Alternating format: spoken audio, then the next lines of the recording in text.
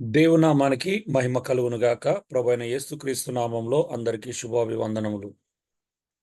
మరి మనం మరొక నూతన అంశంతో ఈరోజు క్లాస్ ప్రారంభించుకుంటున్నాం. ఈ 4 సబ్జెక్ట్స్ ఇప్పుడు మనం నేర్చుకోబోయేటివి కూడా అన్నీ ఒకే దానికి సంబంధించినవి. ప్రార్థన, ఉపవాసం, భక్తి, ఆరాధన. ఈ 4 అంశాలు ఒకదానికొకటి ఎంతో బాగా సంబంధం ఉన్నటువంటి అంశాలు ఇవన్నీ కూడా. ప్రార్థన, ఉపవాసం నేర్చుకున్నాం. ఈరోజు భక్తి, మరలా మనం ఆరాధన. అసలు భక్తి అంటే ఏంటి? ఎందుకంటే క్రైస్తవ్యము భక్తికి సంబంధించిందే. క్రైస్తవం అంతా కూడా భక్తికి సంబంధించిందే. క్రైస్తవులు భక్తి చేయాల్సిన వారే. అయితే ఇంతకీ భక్తి అంటే ఏంటి? మనం నిజంగా వాక్యానుసారమైన అవగాహన కలిగే భక్తి చేస్తున్నామా అనే అటువంటి ఆలోచన చేయాల్సినటువంటి అవసరతను గుర్తించడం జరిగింది. మరి అందుకే ఈ ప్రశ్న వేసుకుంటున్నాం. అసలు భక్తి అంటే ఏంటిది? భక్తి, గాడ్లీనెస్ ఆర్ దైవ భక్తి. ఇంతకీ ఏంటి దైవ భక్తి అంటే ఏంటి అనేది మనం ఆలోచన చేద్దాం. సహజముగా ప్రజలు భక్తిని ఎలా నిర్వచిస్తారు? ఏమనుకుంటారు? అసలు భక్తి అంటే ఏంటి? ప్రజల దృష్టిలో భక్తి అంటే ఏంటో చెప్పగలుగుతారా? ఏమని నిర్వచిస్తున్నారు? మీరందరూ భక్తులే అని నమ్ముతున్నారు. భక్తులే కదండి మీరందరూ?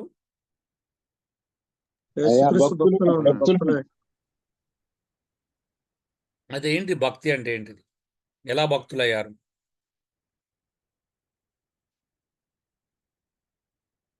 హలో అండి, భక్తి అంటే ఏంటిది అసలు? మీరేమనుకుంటున్నారు? ప్రజలంతా మనమే కాబట్టి అసలు ప్రజల దృష్టిలో భక్తి అంటే ఏంటిది?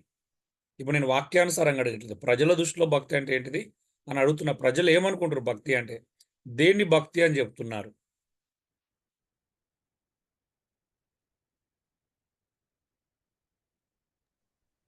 భక్తి అంటే ప్రజలు సహజంగా దేవుని దగ్గరికి పోయి, అంటే మందిరానికి వెళ్ళి ఆరాధన చేసి, పాటలు పాడి, కానుకలు సమర్పించి, ఆశీర్వాదం తీసుకొని ఆ తిరిగి రావడం భక్తి అనేది ఎక్కువ మందిలో నానుడి ఉందండి. అదే. Very good. ఓకే, ఇంకా ఎవరేమన్నా చెప్తారా? హలో అండి.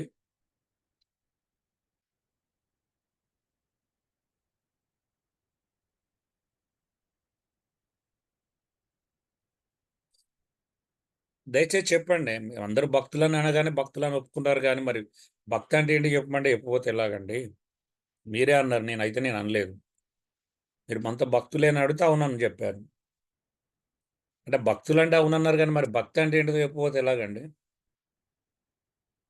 హలో.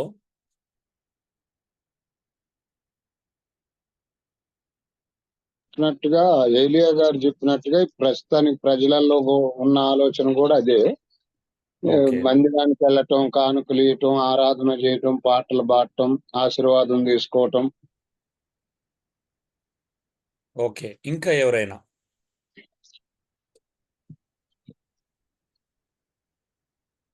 హలో అండి. ఇక మనం గతంలో చెప్పుకున్నట్టుగా చెప్పుకున్నట్టు ఉపవాసాలు ఉండడం, ఇవన్నీ కూడా భక్తి లాగానే ఫీల్ అవుతాం. ఓకే, సరైన కాకపోయినా. ఇంకెవరైనా స్పందిస్తారా?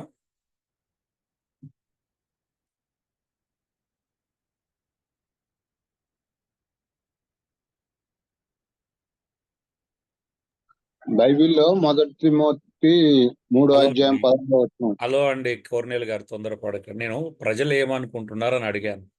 మళ్ళీ మీరు బైబిల్లోకి వెళ్తున్నారు. ప్రశ్న వినాలండి, మీరు పెద్దవాళ్ళు.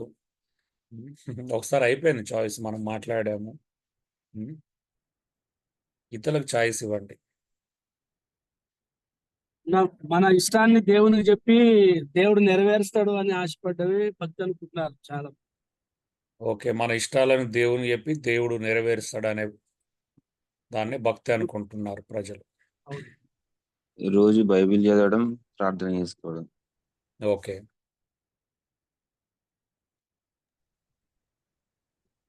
ఏదైనా కష్టం వచ్చినప్పుడు దేవుని చెప్పుకోవాలి. దేవుడు అంటూ ఉంటే కొంచెం కష్టాలు తీరుతాయి, మేము దీవించబడతామని అనుకుంటున్నాను. ఓకే, దీవించబడ్డం కాబట్టి మేము భక్తి చేస్తున్నాం అనుకునే అవకాశం కూడా ఉంది. అవును. లోకంలో భక్తి ఏదన్నా చేసే పాపాలను బట్టి దేవుడి దగ్గరికి వస్తే మా పాపాలు క్షమించబడతాయని చేసేదని కూడా భక్తి. ఓకే. జాకా అన్మ్యూట్ చేసుకున్నట్టున్నావు. నా ప్రభు సన్నిధిలో నడుస్తున్నటువంటి క్రమంలో, దేవుని వెంబడిస్తున్నటువంటి క్రమంలో అనేకమైనటువంటి సమస్యల గుండా వెళుతున్నటువంటి క్రమంలో కూడా ప్రార్థనా పూర్వకంగా వాక్యానుసారంగా నడుస్తూ ఆయన రాజ్యం కోసం ఎదురు చూడమే భక్తి అని అనుకుంటున్నాను అన్న. నేనైతే అదే చేస్తున్నాను. Thank you. ఓకే. సరే.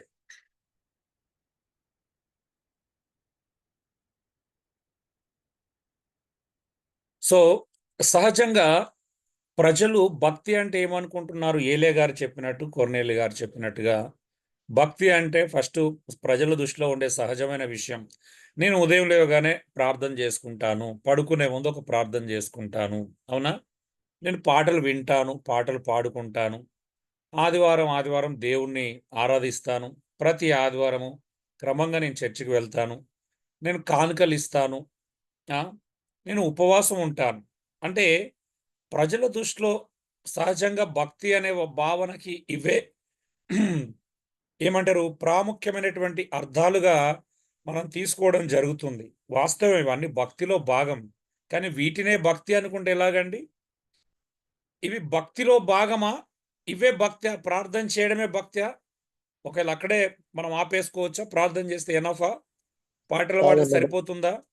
దేవుని ఆరాధిస్తే సరిపోతుందా? చర్చికి వెళ్తే సరిపోతుందా? కానుకలు ఇస్తే సరిపోతుందా? ఉపవాసం ఉంటే సరిపోతుందా? ఒకవేళ ఇవే ఎక్స్టర్నల్ థింగ్స్ మనం బయటికి కనిపించేలా, ప్రజలను మెప్పించేలా చేసేవి, ఒకవేళ ఇవే భక్తి అనుకుంటే, భక్తికి వీటి దగ్గరే ఒకవేళ మనం ఫుల్ స్టాప్ పెట్టినట్లయితే రైటేనా? ఇవి భక్త్యా? భక్తిలోని భాగాల? భక్తిలో ఇవి కూడా ఉంటాయా? భక్తిలో భాగం. సో మరి భక్తి అంటే ఏంటిది? కేవలం ఇక్కడే ఎందుకు ఆపేశాము? ఎవరైనా మనం ఒక సందర్భం చెప్తున్నా నేను, ఒక మంచి బోర్న్ అగైన్ ఎక్స్పీరియన్స్ ఉన్నటువంటి, తిరిగి జన్మించిన అనుభవం ఉన్న అమ్మాయి కావాలి అంటే, అబ్బాయి కావాలంటే, లేదండి వాళ్ళు చాలా భక్తిపరులు అండి, చాలా భక్తిపరులు, పాటలు పాడతారు, సంఘంలో వాక్యం చదువుతారని చెప్తారు. అవునండి? పెళ్ళైనా తెలుస్తుందని అసలు భక్తి నిజమేనా? వెళ్ళిన తర్వాత బయటపడిద్దాను నిజం. మీరు ఎవరినైనా అడగండి, పాస్టర్లు అమ్మాయి అబ్బాయి ఎలాంటి వాడు అంటే, క్రమంగా చర్చికి వస్తారండి, ప్రార్థన కానుకలు ఇస్తారండి, అవునా, సంఘంలో పాటలు పాడతారండి, బైబిల్ చదువుతారు, ఇవే కదా చెప్పేది. అవునన్నా ఇవే చెప్తారు. అవును. ఇంకేమైనా చెప్తారా? ఏం లేదు, మరి క్రమంగా ఇవే ఉంటారు, కొంచెం ఇవే భక్తి అని ఎక్కడ ఉంది? మరి పాత నిబంధన భక్తులు లేకపోతే మిగతా వాళ్ళ గురించి కన్సిడర్ చేసినప్పుడు కేవలం వీటిని ఆధారం చేసుకునే వాళ్ళ భక్తిని నిరూపించడం జరిగిందా? భక్తి అంటే ఇదేనా? భక్తి అనేది మనం నిరూపించుకోవాల్సిన అవసరం లేదు, కానీ మరి వాస్తవికంగా భక్తి అనేది చేస్తున్నామా లేదనేది ప్రశ్నించుకోవాల్సినటువంటి అవసరత అయితే ఉంది. సరే, భక్తి అంటే నువ్వు ఇచ్చిన నిర్వచనం లేదా సొంత అభిప్రాయాలు ఏంటి? మీరు ఇప్పటిదాకా చెప్పింది మీ సొంత అభిప్రాయం లేదా ప్రజలు అనుకుంటున్నదా? జాకో ఒక్కడు తన సొంత అభిప్రాయాన్ని తెలియపరిచాడు. ఓకే. సో సింపుల్గా భక్తిని నిర్వచించాలి అని అంటే, ఒకే మాటలో చెప్పాలంటే మాత్రం దేవునికి సమర్పించుకోవడం. మీరు ఇప్పుడు ఆలోచించండి, మనల్ని మనం సంపూర్ణంగా దేవునికి సమర్పించుకోకుండా ప్రార్థన చేయడం, పాటలు పాడడం, ఉపవాసం ఉండడం, కానుకలు ఇవ్వడం, చర్చికి వెళ్ళడం, ఇవన్నీ సాధ్యమేనా కాదా? సాధ్యమేనా? హలో అండి, సమర్పించుకున్నప్పుడు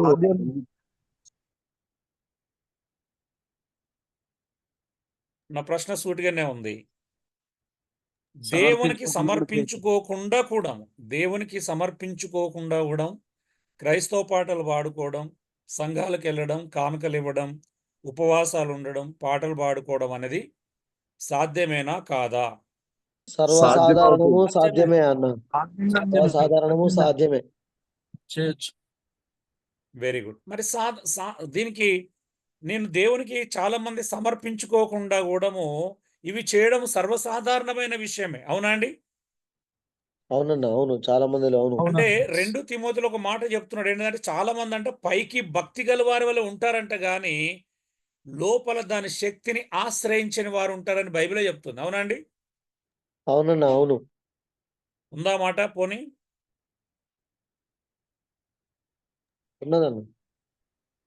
అంటే పైకి చూడడానికి భక్తి పరులు ఉన్నారు. చూడడానికి భక్తి పరులే. మరి శక్తి ఎక్కడ అని అంటే లేదు. నిజమేనా?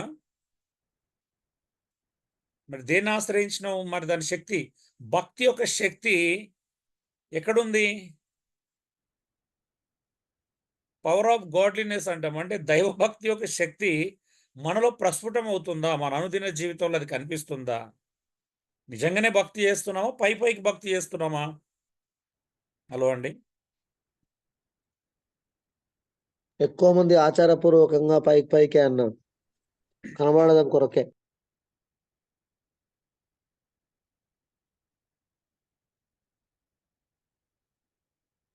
సో మాట్లాడాలి. ఎందుకనంటే భక్తి అనే దాని నిర్వచనమే మార్చేసుకున్నాం మనం. దాని అర్థం మార్చేసుకున్నాం. యెస్. మనకు కనిపించే ప్రతి క్రైస్తవుడు భక్తుడే. ఎందుకంటే పైకి అందరూ భక్తులే. అవునా అండి? అవును. అవునన్నా, అవును. అందరు మరి దాని క్రైస్తవులు అందరు శక్తి భక్తులే. ఎక్కడుంది అనంటే లేదది. హ్మ్.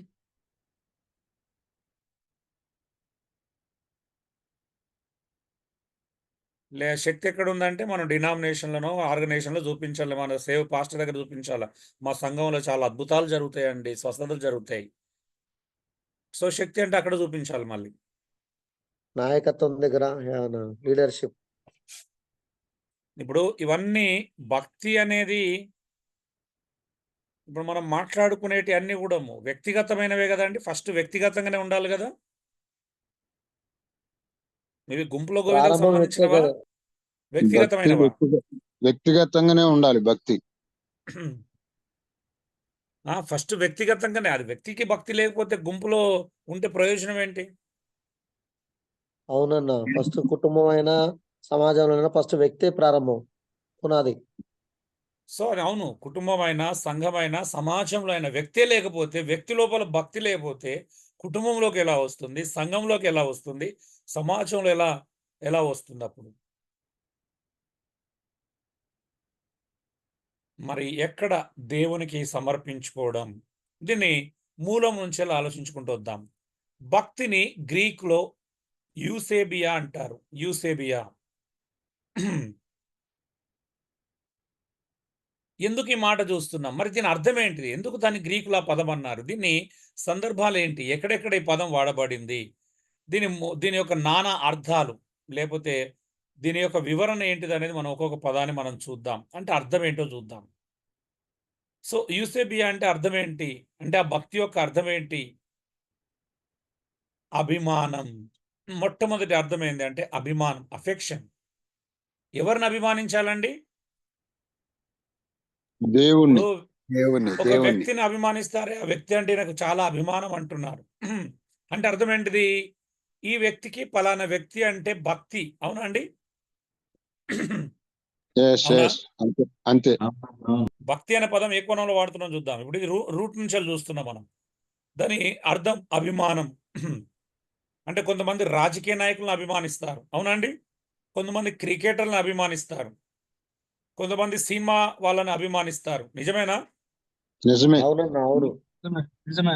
అంటే మరికొంతమంది స్పోర్ట్స్‌ను ఆడే వాళ్ళని చాలా అభిమానిస్తారు. మరికొంతమంది ఎక్కువ మంది అంటే పాస్టర్‌లను, సేవకులను అభిమానిస్తారు. నిజమేనా? నిజమే. అవునన్నా, యేసుబాబు కంటే ఎక్కువ. అభిమానిస్తున్నారు అంటే ఇప్పుడు ఎక్కడ భక్తి ఎవరికి చేస్తున్నారు? పాస్టర్లకే. నిజమే కాదు. ఇప్పుడు సినిమా హీరోలంటే కొట్టుకునే వాళ్ళు ఉంటారు. అవునా అండి? అంటే మరి అభిమానం. భక్తి ఎక్కడుంది? హలో! సినిమా హీరోల మీద భక్తి. అంటే రాజకీయ నాయకులంటే పడి చచ్చే వాళ్ళు ఉంటారు. వీళ్ళకి భక్తి ఎక్కడుంది?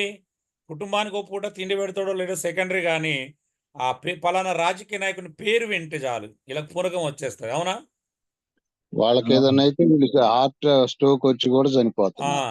కదా! కొంతమంది రాజకీయ నాయకులు చనిపోతే వీళ్ళు ప్రజలు కూడా చనిపోయిన సందర్భాలున్నాయి. ఆ! అవును. అంటే ఇప్పుడు వాళ్ళ కోసం ఏమో చేస్తున్నావు, నువ్వు తప్పిస్తున్నావు. ఉం? మరి ప్రభు కోసం నువ్వు తప్పిస్తున్నావా? ఇప్పుడు చూడండి, చాలా మంది సోషల్ మీడియాలో ఒక తప్పుడు బోధకుడు అని అంటే కింద కామెంట్లు పెడతారు, అవునా? సేవకునడానికి నువ్వెవరు అంటే ఇట్లా స్టార్ట్ చేస్తారు, అవునా? నిజమా కాదండి? నిజమే. అవునన్నా అవును. ఆయన గురించి పూర్తిగా అంటే నీకేం వీళ్ళ తెలుసు? భక్తిని ఇప్పుడు ఎక్కడ ప్రదర్శిస్తున్నారు? దేవుని కోసమా? ఎవరి దగ్గర ప్రదర్శిస్తున్నారు భక్తిని?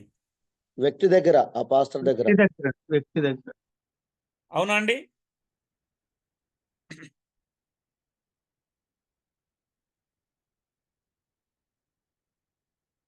నిజమా కాదా?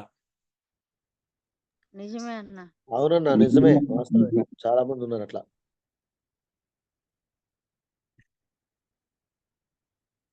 చూడండి, అభిమానం అనేది ఎక్కడ కనబరచాలో కూడా చాలా మంది క్రైస్తవులకు తెలియదు. ఏంటిది అభిమానం? ఎవరెవరి ఎడల ఈ అభిమానాన్ని ప్రదర్శించాలా? అభిమానం యొక్క స్థాయిలు ఏంటి? ఏ స్థాయిలో దాన్ని ప్రదర్శించాలో ఒక వ్యక్తుల పట్ల ప్రదర్శించాల్సి వస్తే మరి అఫెక్షన్ ఉండాలి. మరి ఎక్కడ ఉండాలి, ఎవరి పట్ల ఉండాలి అనేది మరి మనకు తెలియకపోతే ఎలాగండి? భక్తికి మరో పదం అంటే దైవభక్తి, గాడ్లీనెస్ అనే పదం చూస్తున్నాం. అంటే దేవుని పట్ల చూపించే భక్తి. ఇది దైవభక్తి అంటే అర్థం ఏంటిది? దేవుని పట్ల గౌరవ మర్యాదలను ప్రదర్శించడం. క్రొత్త నిబంధనలో మనం సుమోయను గురించి కానీ ఒక విధవరాల గురించి కానీ విన్నప్పుడు వాళ్ళ గురించి నా మాట చూస్తాం కదండి. దేవుని ఎడల భయభక్తులు కలిగి అంట, అవునా? ఎలా ఉన్నారంటే వాళ్ళు దేవుని యందు భయభక్తులు కలిగి కదా, దేవుని యందు భయభక్తులు కలిగి వాళ్ళు ఒక సేవ చేస్తున్నారు అక్కడ, అవునా? అంటే సమర్పించుకున్నారు, అవునా? ఏం చేస్తున్నారు వాళ్ళు? సమర్పించుకున్నారు. సమర్పించుకొని నమ్మకంగా దేవునికి సమర్పించుకొని నమ్మకంగా పనిచేస్తున్నారంట. నిజమేనా? Yes. అందుకే సుమయోను యేసుక్రీస్తుని చూసిన వెంటనే ఆయన ఫీలింగ్స్ ఎలా ఉండేయండి? ఒక అద్భుతమైన మాట అన్నాడు. ఏమన్నాడు?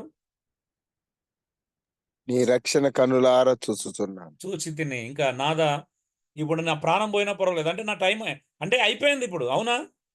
అంటే దేనికోసం నిరీక్షించాడు ఆయన? క్రీస్తును చూడాలి. యేసుక్రీస్తుని చూడాలని. మరి ఎంత అద్భుతమైన సన్నివేశం కదండి. ఊరికేనే మాట్లాడలేదు ఆయన. దేవుని యందు భయభక్తులు కలిగిన వ్యక్తి. ఆయన గురించినటువంటి మాటలు ఉన్నాయి అలాగే. ఏమనుంది ఆయన గురించి? అవునన్నా, నిరీక్షణ. దైవభక్తి గలవాడని. ఇప్పుడు దైవభక్తి అన్నప్పుడు ఏంటిది? డెఫినేషన్ ఏమిచ్చాడు అనేది నిజంగా ఇప్పుడు కొర్నేలి భక్తిపరుడని బైబిల్ చెప్తుంది, అవునండి? అవునన్నా. హలో, కొర్నేలి గురించి ఏమనుందండి బైబిల్లో? భక్తిపరుడు. ఎలా డిఫైన్ చేస్తున్నాడు? దేవుడు మాట్లాడుతున్నాడు. ఎవరన్నారండి ఆ మాట? దేవుడే. మీరు చెప్పండి, ఆ మాట ఎవరన్నారు? దేవుడే అన్నాడా? ఆయన చెప్పుకున్నాడా? ప్రచారం చేసుకున్నాడా? దేవుడే అన్నాడు. ఎలా అన్నాడు? ఆయన అంట దేవుని యందు భయభక్తులు కలిగి పైకి చేతులు చాపి ప్రార్థన చేయడం మాత్రమే కాదు, కింది వైపు కూడా పేదవారి తట్టు కూడా తన రెండు చేతులు చాచి సహాయం చేస్తున్నాడంట, అవునండి? బహుధర్మము చేస్తున్నాడు. బహుధర్మం చేస్తున్నాడంట. అంటే ఇలా అన్నాడు, ఒకవేళ కేవలం ప్రార్థన చేసి ఈ ధర్మ కార్యాలు ఒకవేళ ఆయన చేయకపోతే? హలో అండి, ఈ సాక్ష్యం ముందేవాడు కాదు. భక్తిలో పెంచడం. అవునా? ఈరోజు చాలా మంది పైకి చేతులు దాసే వాళ్ళు ఉన్నారు కానీ పేదవారి తట్టు తమ చేతులు దాసే వాళ్ళు నిజంగానే లేరు, అవునండి? అవునన్నా, అవును, వాస్తవం. పైకి చేతులు దాసే వాళ్ళు ప్రతి సంఘంలో ఉంటారు, అవునా? ప్రతి ఆదివారం దాస్తూనే ఉంటారు. మరి ఒక్కసారైనా బీదవారి తట్టు తమ చేతులు చాపేవాళ్ళు అంటే భక్తిలో అదొక పార్ట్. అదే భక్తి కాదు, అవునండి? దైవభక్తి అంటే దేవుని యందు భయభక్తులు కలిగి ఉన్నాడు కాబట్టి తన దగ్గరికి వచ్చిన బీదవారిని ఆయన అలక్ష్యం చేయలేదు. నిజమేనా? నిజమే. హలో, అవును. అవునన్నా. అంటే ఒక్కొక్కరు ఒక్కొక్క భక్తిని వాళ్ళు ఒక్కొక్క విధానంగా కనబరిచారు. మూడోది, భక్తి అంటే ఆధారపడడం, డిపెండెన్స్ ఉందా అండి? నిజంగా చెప్పండి, ఆధారపడడం అనేది ఉందా?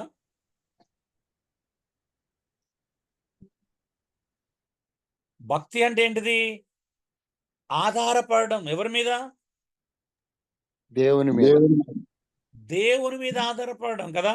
మనుషుల మీదనో, సంస్థల మీదనో, వ్యక్తుల మీదనో, డినామినేషన్ల మీదనో ఆధారపడేది భక్తి కాదు. ఎవరి మీద ఆధారపడాలో వారి మీద ఆధారపడడం.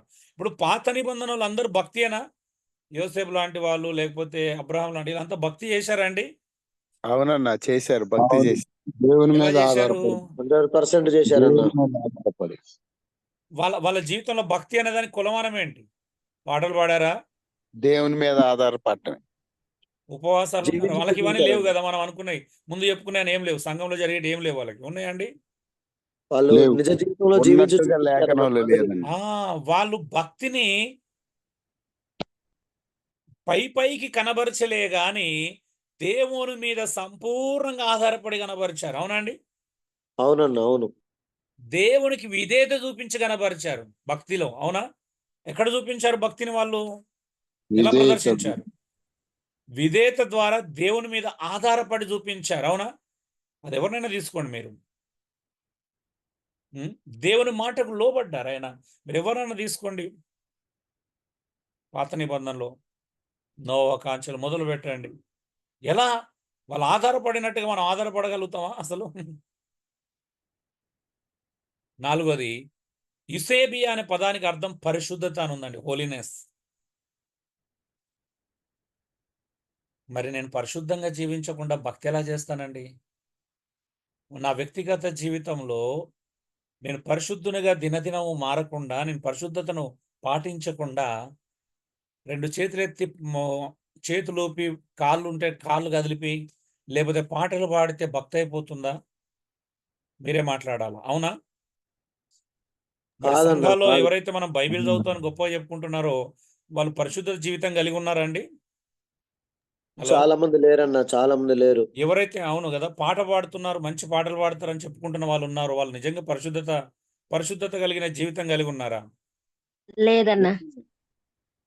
మరి మీరే చెప్పాలా. గంటలు గంటలు ఉపవాసాలని ప్రార్థన చేసే వ్యక్తుల జీవితం ఒక్కసారి పరిశీలించి చూడండి. పరిశుద్ధత ఉందా లేదా కనిపెట్టండి. ఒకవేళ పరిశుద్ధత ఉంటే వాళ్ళ ప్రార్థన, వాళ్ళ ఉపవాసానికి మీనింగ్ ఉంటుంది, వాళ్ళ ఆరాధనకు మీనింగ్ ఉంటుంది, వాళ్ళ పాటలు పాడిన అర్థం ఉంటుంది, వాళ్ళు బైబిల్ చదివితే అర్థం ఉంటుంది. కానీ ఇవన్నీ లేకుండా, హోలీ లైఫ్ లేకుండా, పరిశుద్ధత లేకుండా ఇవన్నీ చేస్తే ప్రయోజనం ఉంటుందా? హలో, ఉండదు. మరి ఎక్కడండి హోలీ లైఫ్? భక్తి అందరు క్రైస్తవులు, అందరు భక్తి పరులే. కానీ పరిశుద్ధత వెతుకుత కనిపించకపోతే ప్రయోజనం ఏంటి? అది నా లైఫ్లోనైనా, మీ లైఫ్లోనైనా, మన చుట్టూ ఉన్న వారి లైఫ్లో. నేను క్రైస్తవుని, నేను పాస్టర్ కాకముందు, అంటే నేను సేవకులం కాకముందు మనం క్రైస్తవులు అనే విషయాలు మర్చిపోకూడదు. అవునండి? మనం క్రైస్తవులం. మరి ఇంకా సేవకులం అని చెప్పుకున్నప్పుడు ఇంకెంత పరిశుద్ధంగా ఉండాలో. అంటే ప్రతి క్రైస్తవుడు పరిశుద్ధంగా ఉండాలి.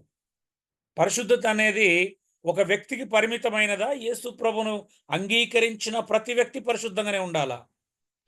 యేసు ప్రభువుని అందరూ, అంగీకరించిన ప్రతి వ్యక్తి పరిశుద్ధంగా ఉండాలి, అందరూ. అవునా? మరి అందుకే కదండి ఆయన పిలుపు ఎలా ఉంది? పేతురు అంటే నేను పరిశుద్ధుడను కనుక మీరును పరిశుద్ధులుగా ఉండాలా. ఆయనను కదా వెంబడించాల్సింది. అవునా? ఆయనను వెంబడిస్తే పరిశుద్ధులం అవుతాం. అవునా? ఆయన లాగా ఉండాలని కోరుకుంటాం. నిజమేనా? అవునన్నా, నిజమే. అవునన్నా, అవును. మనుషులను, సంస్థలను, వ్యక్తులను వెంబడిస్తే వారిలాగా చేయాలని చూస్తాం బయటికి. మరి మన కాన్సన్ట్రేషన్ ఎవరు? మనం ఎవరి కోసం బ్రతుకుతున్నాం? అసలు భక్తి అనేది ఎక్కడ ఆగిపోయింది? చూడండి, భక్తి అంటే లోబడుట, సబ్మిషన్. ఎవరికి లోబడుతున్నామండి? లోబడుతున్నాం అసలు దైవ వాక్యానికి, దేవునికి, క్రీస్తుకి, పరిశుద్ధాత్మ నడిపింపులకు లోబడుతున్నామా? మనం ఆయన చెప్పిన కోణాల్లో లోబడుతున్నామా? లోబడుట. అబ్రహాము బయలుదేరమనగానే బయలుదేరాడు. లోబడ్డా లేదండి? వెంటనే లోబడ్డాడు అన్న, వెంటనే లోబడ్డాడు. వెంటనే లోబడ్డా? ఆగాడా? కొంచెం ఆలోచించుకొని చెప్తా అన్నాడా? వెంటనే విధేయత చూపించు, లోబడ్డాడు. లేదండి, ఆయన ఆలోచించాడు కదా. 2-3 రోజులు టైం అడగలే? 40 రోజులు అందరికి చెప్పి, అందరి సలహా తీసుకొని, అందరి ఆలోచన చేసుకొని తీర్మానం. ఎంత గొప్ప విషయం అండి. నేడేమన్నా వాక్యం చెప్తే మేము 10 మందితో ఆలోచన చేసి అందరు నిర్ణయాలు తీసుకొని అప్పుడు ఆలోచిస్తా అంటారా? బయలుదేరాలా లేదా ముహూర్తం చూసుకొని ఉమ్. అక్కడ ఫెసిలిటీస్ ఉన్నాయా లేవో చూసుకొని. నిజంగా చెప్తున్నాను, ఒకలా దేవుడు మన పిలిచి అరే నువ్వు ఈ ప్రాంతం నుంచి మరొక ప్రాంతానికి వెళ్దామంటే వెళ్తామా అండి? చాలా రోజులు ఆలోచించి అన్ని పరిశీలించి వెతికి బస్ సర్వే సౌకర్యం స్కూళ్ళు కాలేజీలు అన్ని సర్వే చెక్ చేసి చేసుకోవాలా? సర్వే తప్పేం కాదు చేయాలి. అవి.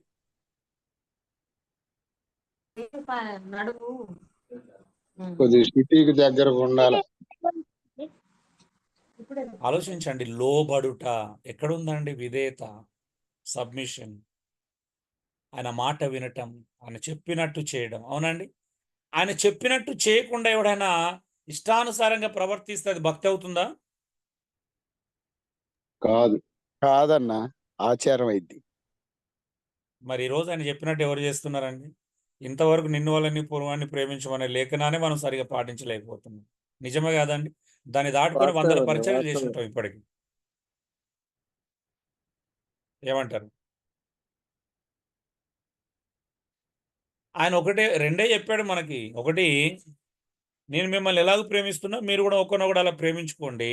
రెండోది, అంటే అలా చేస్తే మీరు నా శిష్యులు అవుతారు. రెండోది ఏం చేయాలంటే మీరు ఇతరులను శిష్యులుగా తయారు చేయాలి. Great commandments, great commission. అవునండి? అవునన్న అవును. అవి రెండు తప్పించి అన్ని చేస్తున్నాం మనం. నిజమా కాదండి? అవునన్నా. మీరేమంటారు? ఇవి రెండు నిజంగా సీరియస్గా తీసుకొని చేస్తున్నాం ఇవి రెండింటినే? నా జీవితంలో నేను ఏం చేసినా చేయకపోయినా పర్వాలేదు, నా జీవితంలో అత్యంత ప్రధానమైన విషయాలు రెండే.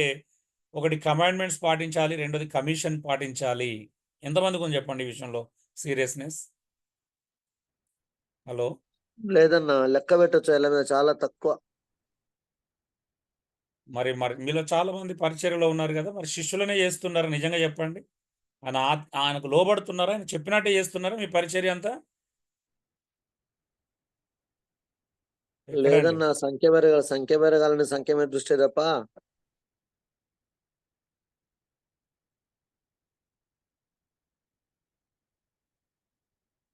ఇప్పుడు సబ్మిషన్, లోబడాలి, ఆయనకు అప్పగించుకోవాలి, ఆయన చెప్పినట్టు చేయాలా? ఎక్కడుంది? ఆయన చెప్పిన రెండే అద్భుతమైన విషయాలు. అవునా అండి? మిగతా అన్ని వాటి మీద ఆధారపడి ఉన్నాయి. అవునా? ఆయన మీకు డిసైపుల్షిప్ అయింది కదా, సెమినార్లోనే అయింది కదా? అయిందన్నా. అవునన్న అవునన్న అవును. అంటే ఏంటి? 4 విషయాలు ఆయన చెప్పిన 4. 1, సువార్తను ప్రకటించుట. 2, సంఘమును కాయుట, అంటే శిష్యులనుగా చేయుట, సంఘమును కాయుట, బూదిగంతల వరకు సాక్షులుగా జీవించుట. అవునా? అవును. ఒకరినొకడు ప్రేమించుకుంటా. ఈ 5ంటికి మించిన ఏమైనా ఉన్నాయో చెప్పండి నాకు. నిజంగా అడుగుతున్నాను. నాకు బైబిల్ అంతా గమనించేటప్పుడు దేవుని దృష్టి అంతా ఒక 5ంటి మీద ఉందండి. ఒకటి, క్రీస్తు మనల్ని ఎలా ప్రేమించాడో ఒకరినొకడు అలా ప్రేమించుకోవడం మొదటిది. రెండోది, సువార్తను సర్వలోకానికి వెళ్ళి సర్వ సృష్టికి సువార్తను ప్రకటించడం. మూడోది, సువార్త అంగీకరించిన వారిని యేసుప్రభును వెంబడించేలాగా శిష్యులను చేయడం. అవునా? ఆయన ఏమేమి అవునన్న ఆజ్ఞాపించాడో వాటన్నిటిని గైకొన వాళ్ళకి బోధించి వాని క్రీస్తును అనుసరించేలా చేయడం. 4వది, యేసుప్రభు తన స్వరక్తం చేత స్థాపించిన తన సంఘాన్ని జాగ్రత్తగా చూసుకోవడం. 5వది, బూదిగంతల వరకు ఆయన కొరకు, క్రీస్తు కొరకు హతసాక్షులుగా జీవించడం, సాక్షులుగా బ్రతకడం. అవునా? అవునన్న అవును. ఇప్పుడు చెప్పండి, ఈ 5ంటి కంటే మించింది ఏమన్నా ఉందో చెప్పండి నాకు. హలో, ఇవి ఆయన చెప్పిన మాటలు. అవునండి? ఇవన్నీ ఆయన చెప్పాడా? ఆజ్ఞాపూర్వకంగా చెప్పిన విషయాలు అనుకుంటున్నాయి 5. అవునన్న అవును. ఇప్పుడు వాక్యం ఉన్నదైనా పరిశుద్ధాత్మ దేవుడైనా బోధించడానికి, ఇవన్నీ చేయడానికి. అవునా? రక్షణ కొరకు, మనల్ని రక్షణలో ఎదిగించడం కొరకు, ఇవన్నీ. ఇప్పుడు ఈ 5 భాగాలు ఏవైతే ఉన్నాయో ఆలోచించండి ఇప్పుడు. మరి ఎక్కడ ఈ 5ంటి తప్పించి అన్నిటికి లోబడుతున్నాం కదండి ప్రపంచంలో, క్రైస్తవంలో. అవునా? నాకు తెలిసి 5 మన జీవితంలో కొద్దుగా ఉన్నాయేమో. సంఘం అంటే ఎవరికి మనుషులను ప్రేమించట్లేదు, పొరుగు అని ప్రేమించట్లేదు, తోటి సేవకులను ప్రేమించట్లేదు, సువార్త అసలు ప్రకటన లేదు, సువార్త మార్చేసుకున్నాం, సువార్త ప్రదేశంలో అద్భుతాలు స్వస్థతలు తెచ్చుకున్నాం. దేవుని లోబడితే సువార్త ప్రకటించేవాళ్ళం పౌల్లాగా. యూదులు సూచక్రియలు అడుగుతున్నారు, గ్రీసు దేశస్తులు జ్ఞానం వెతుకుతారు, మేము మాత్రం సిలువబడిన క్రీస్తునే ప్రకటిస్తామంటే అసలు సిలువబడిన క్రీస్తునే ప్రకటించట్లేదు. యేసు ప్రభువును వెంబడించే శిష్యులను తయారు చేయమనంటే ఎవరిని వారు వెంబడించే శిష్యులనే తయారు చేసుకుంటున్నారు. ఇది కూడా మార్చేసుకున్నాం. అవునా? క్రీస్తుని వెంబడించేలా ఎవరు చేసుకోవట్లేదు, వాళ్ళను వెంబడించేలా చేసుకుంటున్నారు. అవునా? ఫాలోవర్స్ ఇప్పుడు క్రీస్తుకున్నారా, వ్యక్తులకు ఉన్నారా? వ్యక్తులకే ఫస్ట్ ఉన్నారన్న. ప్రియారిటీ వ్యక్తులన్న. మరి సంఘాన్ని గాయమంటే సంఘం గాయడం పక్కన పెట్టారు, స్థలాలు బిల్డింగ్ల మీద ప్రాధాన్యత పెంచుకున్నారు. నిజమా కాదా? మాకు ఫస్ట్ స్థలం కావాలి, బిల్డింగ్లు పెద్ద పెద్ద బిల్డింగ్లు కట్టుకోవాలా? వ్యక్తులను తయారు చేయముందే ఇప్పుడు సౌండ్ సిస్టాలు కూడా కొని పెట్టుకున్నారంట కొంతమంది, లక్షలు ఖర్చు పెట్టి. అంటే ఇప్పుడు దేని మీద ఉంది ఫోకస్? ఆయన ప్రాణం పెట్టిన సంఘం మీద ఎవరికి ఉందండి శ్రద్ధ? జీవము చాలా కలిగిన తక్కువ. దేవుని సంఘం మీద ఉందా శ్రద్ధ ఎవరికైనా? ప్రభు కొరకు సాక్షులుగా బ్రతుకమంటే ఎక్కడుంది సాక్ష్యం మనకి? ప్రభు కొరకు ధైర్యంగా మనం నిలబడుతున్నాం ఎక్కడ పడితే అక్కడ? హలో అండి, లేదన్న, అన్ని ప్రాంతాలు లేదు. మరి వ్యక్తులు అయిపోయింది. లేదు. మరి లోబడుట, సబ్మిషన్ ఎక్కడుంది? భక్తిలో సబ్మిషన్ అనేది అత్యంత ప్రధానమైనటువంటి విషయం. మరి ఇప్పుడు ఈ 5 చేసినట్టే భక్తి చేసినట్టే కాదా? మాట్లాడరేంటండి? భక్తిలో భాగమే ఇవన్నీ కూడా చేయాలి. అవి భక్తిలో భాగం కాదు, అవే భక్తి అంటే. ఇవి భాగాలు. ఇప్పుడు మనం పాటలు పాడి ఇవన్నీ అంటే ఇవి భాగాలు. కానీ నిజమైన భక్తి అంటే సబ్మిషనే, అవే భక్తి అంటే. అవునా? లోబడేదంతా భక్తి. అవునా అండి? లోబడితే భక్తి అవునన్న, చేసినట్టే. అవును. మళ్ళీ దానికి భక్తిలో భాగాలు అన్నారు వాటిని. మరి భాగాలైతే అసలేంటి చెప్పండి? ఇప్పుడు నేను చెప్పిన 5 భాగాలైతే అసలు ఏంటో చెప్పగలుగుతారా మీరు? భాగాలంటే ఇంక్లూడింగ్ ఇవన్నీ కలిపితేనే భక్తి. ఎవి కలిపితే? ఇప్పుడు నేర్చుకున్నవన్నీ దాంట్లో ఇమిడి ఉండాలి అని చెప్తున్నా. భక్తిలో ఓకే. ఇవన్నీ ఉండాలి అంటున్నాం. భక్తి అంటే సమర్పణ, డివోటీ, దేవునికి అర్పించుకోవడం. ఏం అర్పించుకున్నాం? నిజమైన భక్తి అంటే ఆయనకు సజీవంగా సమర్పించుకోవడం. మరి ఉందా? సమర్పణ ఎక్కడుంది?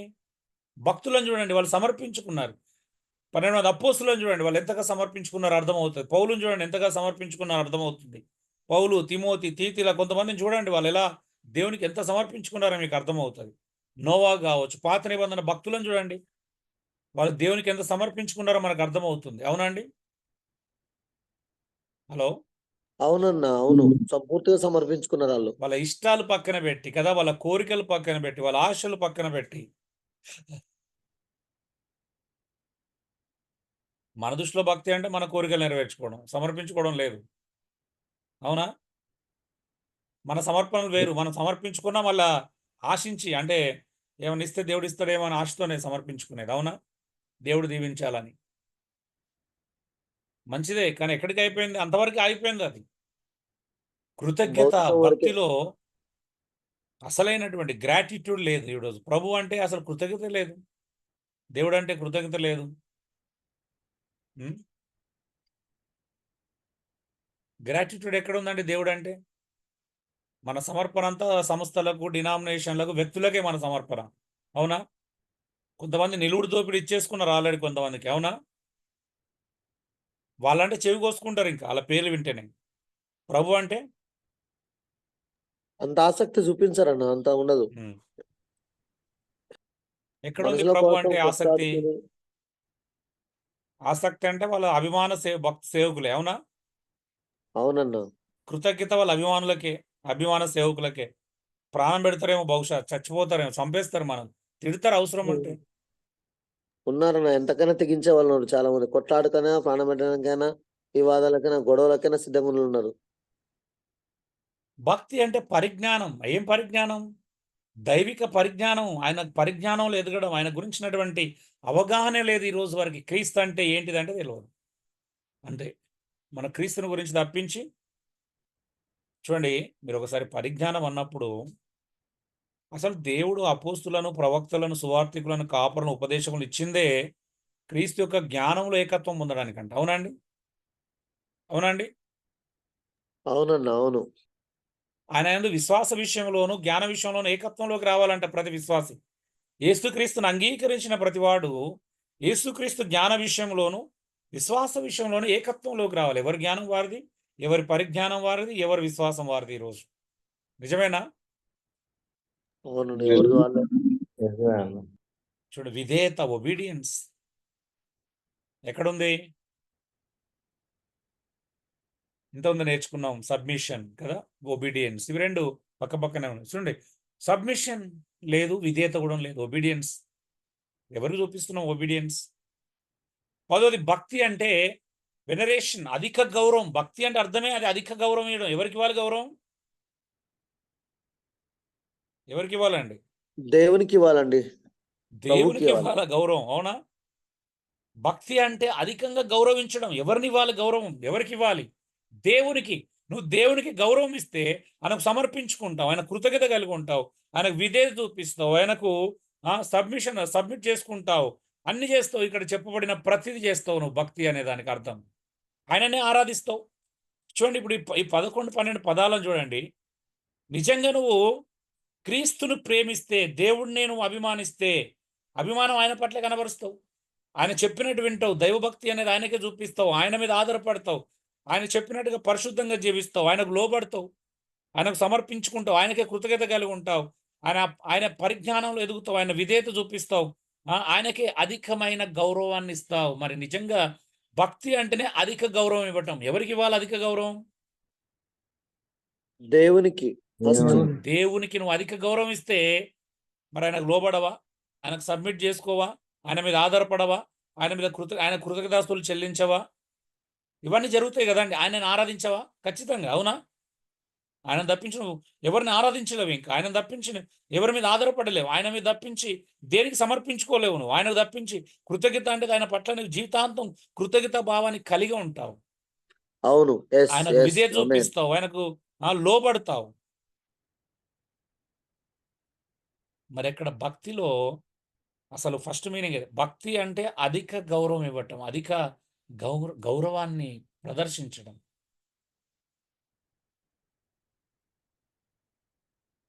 మరి దేవుడు అంటే అధిక గౌరవం ఉందా అండి మనకి? నిజంగా చెప్పండి. ఆయన వాక్యం అన్నా, ఆయన చెప్పిన మాటలన్నా, ఆయనన్నా మనకు అధిక గౌరవం ఉందా? ఆయన ఒక్కడే అండి హై రెస్పెక్ట్కి అర్హుడు. అవునండి? అధిక గౌరవానికి అర్హుడు ఆయన, యోగ్యుడు, అర్హుడు. మరి ఆయనకు తప్పించి ఎవరెవరికి లోబడుతున్నా గౌరవం అంటే ఎవరి పట్ల ఉంది మనకి? బహుశా మన సంఘానికి వచ్చే రాజకీయ నాయకులకు ఇచ్చే గౌరవం కూడా ఇస్తామేమో అనిపిస్తుంది ఒకసారి. నిజమేనా? పాటలు ఆపి, వాక్యం ఆపి, అన్ని ఆపి, ఆయన పక్షానికి కుక్కబెట్టి, ఆయనకు దండేసి బొకే ఇచ్చి చేతిలో మైకి పెడతాం ఆయనకి. ఎంత గౌరవం అండి మనకు దేవుడు అంటే. నిజమగా వంగి వంగి.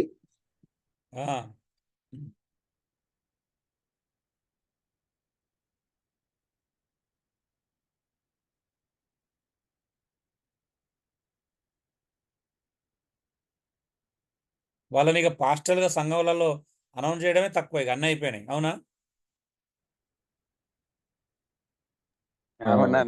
అవును కదా. మరి ఇక లాస్ట్గా ఒకటే మిగిలిపోయింది.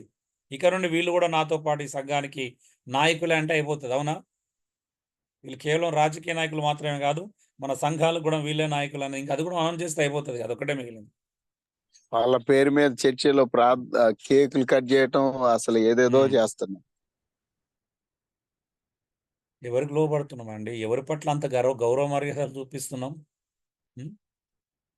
చూడండి, ఒక 2 మాటలు చెప్తా, మనం మంచి విషయాలు చూద్దాం. తీతు 1:1 మంచిగా వినండి, చదవండి, అందరూ మీ బైబిల్ తీయండి. దేవుడు ఏర్పరచుకొనిన వారి విశ్వాసము నిమిత్తమునంట. మంచిగా వినండి. ఎవరికంట? దేవుడు ఎవరినైతే ఏర్పరచుకొనిన్నారో వారి విశ్వాసము నిమిత్తమును నిత్య జీవమును గూర్చిన నిరీక్షణతో కూడిన ఏంటిదంట? నిత్య జీవమును గూర్చిన నిరీక్షణతో కూడిన ఎదురుచూపు, ఎటర్నిటీ కోసం, నిత్యము, ఎల్లకాలము, సదాకాలము బ్రతికేటువంటి ఆ జీవాన్ని గురించిన నిరీక్షణతో కూడిన భక్తికి ఆధారమగు. దేనికి ఆధారమగంటండి? భక్తికి ఆధారమగు అంటే దేవుడు ఏర్పరచుకున్న వారి విశ్వాసములో స్థిరపడాలంటే, ఆ నిత్య జీవమును గురించిన నిరీక్షణతో కూడిన భక్తి చేయాలంటే దానికి ఆధారమగు అంటే ఏముండాలంటే దానికి ఆధారము సత్య విషయమైన భక్తి అనుభవ జ్ఞానము నిమిత్తమును అంట. దేని ఏముండాలి? భక్తిలోను ఎదగాలి అంటే ఏంటిది? భక్తికి ఆధారం ఏంటిదంట? సత్య విషయమైన అనుభవ జ్ఞానము. సత్య విషయమైన అనుభవ జ్ఞానము. ఇది తప్పించి అన్ని ఉన్నాయండి క్రైస్తవ్యంలో. సత్య విషయమైనటువంటి అనుభవ జ్ఞానము. ఎంత అద్భుతమైన మాట అండి. రెండో అవునన్నా, లేఖనాన్ని అవును. కూడా పరిశీలన చేద్దాం ఇప్పుడు. 2 పేతురు 1:2 ఏమన్నాడు? తన మహిమను బట్టి, అక్కడేమో పౌలు చెప్తున్నాడు, ఇక్కడేమో పేతురు చెప్తున్నాడు. చూడండి, గుణాతిశయములను బట్టి మనలను పిలిచిన వాని గూర్చిన. ఏంటంటే ఇప్పుడు దేవుడు అంట మనల్ని ఎవరైతే పిలిచారో ఆ పిలిచిన వ్యక్తిని గూర్చిన అనుభవ జ్ఞానమూలముగా. ఎప్పుడంట? మన పిలిచిన వ్యక్తి యొక్క అనుభవ జ్ఞానమూలముగా ఆయన దైవశక్తి ఎవరిది? ఎవరైతే మనల్ని పిలుచుకున్నారో ఆ అనుభవ జ్ఞానం మూలంగా ఆయన దైవశక్తి జీవమునకును భక్తికిని కావలసిన వాటన్నిటినీ మనకు దయచేయుచున్నందున. జీవము కలిగి భక్తి, జీవం అంటే జీవము కలిగి మనం భక్తి చేయాలంటే ఏం కావాలండి? హలో అండి. ఆయన జ్ఞానం, అనుభవ జీవము కలిగి భక్తి చేయాలంటే ఏం కావాలా? అనుభవ ఇచ్చిన జ్ఞానం. వాని గురించిన అనుభవ జ్ఞానం కావాలి. కాదు. అంటే అనుభవ జ్ఞానం మూలంగా ఏం దొరుకుతుంది? ఓకే, అనుభవ జ్ఞానం మూలంగా ఏం దొరుకుతుందండి? ఏం ప్రస్తుతం అవుతుంది? మన నుంచి వెళ్ళి ఏం ఉత్పత్తి అవుతుంది? మన దగ్గర ఏం కనబడుతుంది? దైవశక్తి అన్న. దైవశక్తి. దైవశక్తి అనేది ఎప్పుడు వస్తుందంట? మనల్ని పిలిచినటువంటి దేవుని గూర్చిన అనుభవ జ్ఞానంలోకి వెళితే దైవశక్తి వస్తుందంట. ఆ దైవశక్తి వలనే భూమి మీదనంట మనము ఈ జీవమునకు భక్తి కావలసినటువంటి వాటన్నిటిని దైవశక్తి ద్వారా పొందుకుంటామంట. ఆమేన్. ఇప్పుడు చెప్పండి, మనకు దైవశక్తి లేకుండానే భక్తిని చేస్తున్నాం, అవునా? అవునన్నా, చాలా మంది. అవును. దైవశక్తి ఎందుకు వస్తుంది? రాదు. ఎందుకు రాదు? మనకేం లేదు ఇప్పుడు. అనుభవ జ్ఞానం లేదు. అనుభవ జ్ఞానం లేదు, వట్టి జ్ఞానమే ఉంది. సత్య విషయమైన అనుభవ జ్ఞానం. మనకు సత్యం తెలుసు, కానీ సత్యమును గురించిన అనుభవ జ్ఞానం లేదు, అవునా? ఇప్పుడు నిన్ను వాళ్ళని పొరుగు అని ప్రేమించమనే లేఖనం తెలిసి సరిపోతుందా? దాన్ని ప్రేమించే అనుభవ జ్ఞానంలోకి వెళ్ళాలా? దాన్ని అనుభవించాలి, గైకొనాలి. అంటే ఒక మాట, ఇప్పుడు దేవుడు ఇచ్చినటువంటి ప్రతి ఆయన పిలిచినటువంటి పిలుపు వలన కలిగినటువంటి ఆయనను గురించిన అనుభవ జ్ఞానంలోకి వెళ్ళాలి అంటే ఆయన చెప్పినట్టు చేయకుండా సాధ్యమవుతుందా అండి? కాదన్నా, విన్నంత మాత్రాన పలికినంత మాత్రం సాధ్యం కాదు. చేయాలి, అనుభవించాలి. ఇప్పుడు మనకి ఏం లేదు, అనుభవ క్లాస్ రూమ్ లో ఈత ఎలా కొట్టాలో తెలుసు, కానీ నిజంగా నీటి దగ్గరకు తీసుకెళ్తే ఈత కొట్టడం రాదు, అవునా? అవునన్నా, థియరీ వేరు, ప్రాక్టికల్ వేరు. అంటే మనం క్రైస్తవులు ఏం నేర్చుకున్నాం ఇప్పటివరకు? థియరీ బుక్ చదివింది మాత్రమే, వినడం మాత్రమే. వినడం నేర్చుకున్నాం, అవునా? పాటించడం నేర్చుకోవాలి ఇప్పటివరకు. నిజమా కాదా చెప్పండి? కొద్దిగా పాటించడం అంటే వెరీ లిటిల్ మనది. నిజమేనా? అసంపూర్ణం. మనం నిజంగా పాటిస్తే మన చుట్టూ ఉన్న ప్రాంతాల్లో లేకపోతే మన పక్కన ఉన్న వాళ్ళు సంఘము కనీసం కొద్దిగా నన్ను తలక్రిందులు అవ్వాలి కదా అండి. చాలా ప్రభావవంతంగా ఉండాలన్న, వాస్తవానికి చాలా ఇప్పుడు ప్రభావవంతంగా నిజంగా ఉండాలి. చెప్పండి, మన జీవితము ఎంతమందికి అంత ఇన్ఫ్లుయెన్స్ చేస్తుంది, ఎంతమందికి ప్రభావితంగా ఉందండి. నేను లిటిల్ అంటే వేళ్ళ మీద లెక్క పెట్టే లెక్క మందినే చూడగలుగుతున్నాను. బోధ విషయంలో కానీ, సేవకుల విషయంలో కానీ, బోధకుల విషయంలో వాళ్ళ పేరు వింటేనే ఒక ఒక ఇన్స్పిరేషన్ అన్నట్టు ఉంటుంది. వాళ్ళని చూడగానే అబ్బా ఇలా బ్రతకాలనిపించే విధంగా ఉంటుంది. కొద్ది మందే ఉంటారు అలాగా. అవునన్నా, అవును, చాలా కొద్ది మంది. మరి ఎక్కడండి మన దగ్గర దైవశక్తి? మళ్ళా ఉదయం లేవగానే ఏం తిందో ఏం త్రాగుదో అని ఏడ్చుకుంటూ ఇవే బ్రతుకులు ఎంతకాలం అండి? దైవశక్తి ఎప్పుడు వస్తుంది? ఇంకా ఆయన గురించిన అనుభవ జ్ఞానంలోకి ఎలా వెళ్తాం? 15 సంవత్సరాలైనా, 20 సంవత్సరాలైనా, 30 సంవత్సరాలైనా అక్కడే ఉన్నాము. ఈ జీవన సంబంధమైన, ఐహిక సంబంధమైన విచారాలతో కొట్టుమిట్టాడుతూ నేను భక్తి చేస్తున్నాను అనుకుంటే ఎలాగండి? మన ప్రార్థనలు వాటికే పరిమితం, మన ఉపవాసాలు వాటికే పరిమితం అయిపోయినాయి, అవునా? భక్తి ఎక్కడైతుంది ఇంకా? అన్ని ఆ పై పై హంగులు, పై పై ఆర్భాటాలు, పై పై విషయాలే. ఎక్కడ లోపల ఎక్కడుంది? మళ్ళీ ఇప్పుడు ఇంత చేస్తానంటారు, చిన్న తుమ్మొస్తే దగ్గొస్తే తట్టుకోలేరు మళ్ళీ. అదేంటండి? చిన్న శ్రమ వస్తే తట్టుకోలేదా? దైవశక్తి అంత బలహీనమైనదా? మీకు చిన్న శోధన వస్తే తట్టుకోలేరు. నిజమేనా? అవునన్నా, చాలా మందికి అవును, వాస్తవం. మరి అప్పుడు ఏదండి దైవశక్తి? ఎలా తెలుస్తున్నాయి ఇవన్నీ? ఫోన్లు చేసి మనుషులు మాట్లాడుతుంటేనే వాళ్ళ బాధలు చిన్న చిన్న విషయాలకి కృంగిపోవడం, చిన్న చిన్న విషయాలకి అదైపోవడం. ఎప్పుడు ఎదుగుతామంటున్నా నేను. సరే, ఆరంభంలో అవన్నీ ఉంటాయి. ఎప్పుడు ఎదుగుతామని అడుగుతున్నాను. ఎప్పుడు నిజమైన భక్తిలోకి ప్రవేశిస్తాం?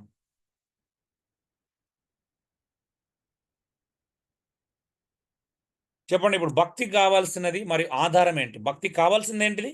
భక్తి అనేది దేని మీద నిర్మితం అవుతుంది? అవునా? ఆధారం, ఫౌండేషన్ ఏంటి భక్తికి? హలో, వాక్యం. దేవుని వాక్యం అన్న, దేవుని వాక్యం.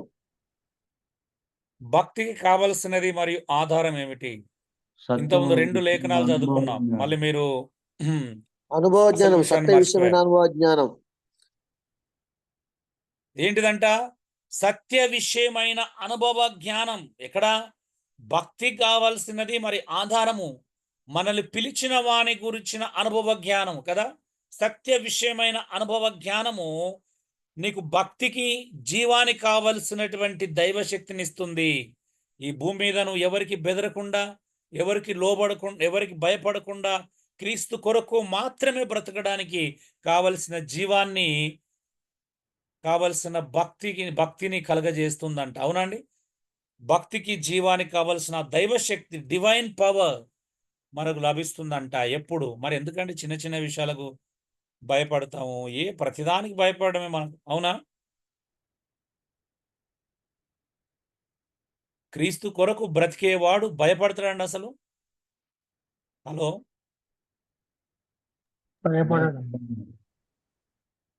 చిన్న చిన్న విషయాలకు, అనవసరమైన విషయాలకి, ఈ లోక సంబంధమైన విషయాలకు, ఐహిక సంబంధమైన విచారాల దగ్గర కొట్టుమిట్టాడుతాడా భక్తి చేసేవాడు? భక్తి పరుని యొక్క భయం దేని మీద ఉంటుందో తెలుసా? ఎక్కడ పాపం చేస్తానని భయపడతాడు. ఎక్కడ విశ్వాసము దేవుని మీద తగ్గుతుందేమో అని భయపడుతుంది. ఇలాంటి భయాలు ఉంటాయి. అవునా? ఎక్కడ క్రీస్తు అవునన్నా. మీదకి వెళ్ళి మనసు వేరే మాట మీదకి మల్లుతుందేమో అని భయం ఉండాలి భక్తునికి. అవునా?